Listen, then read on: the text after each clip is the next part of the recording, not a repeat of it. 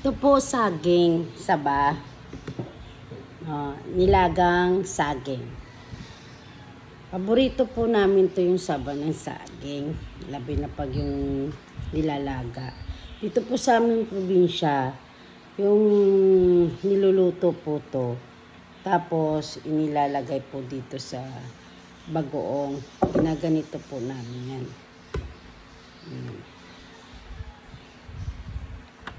Hindi naman talagang maraming nalalagay dyan. Konti-konti lang. Yung malalasahan mo lang po yung bagoong. Pero depende sa inyo kung dadamihan nyo pong ilagay yung bagoong. Pero sa akin kasi konti-konti lang po. Kasi syempre, may edad na rin po tayo. Pero dito sa amin kasi, pag kumain ka nito, ginaganito yan. Saging. Tapos, ito po yung kape. Pares po ng saging.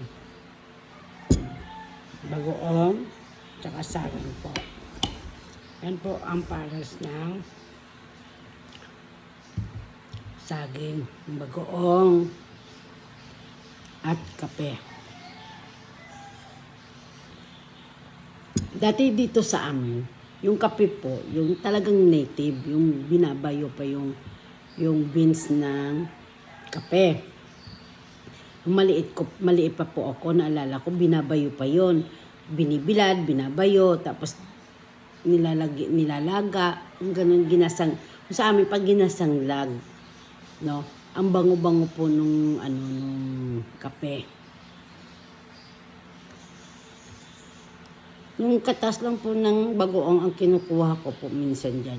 Kasi para tayo, kung may mga high blood po tayo, hindi po tayo magpapatama po ng kain ng bagoong.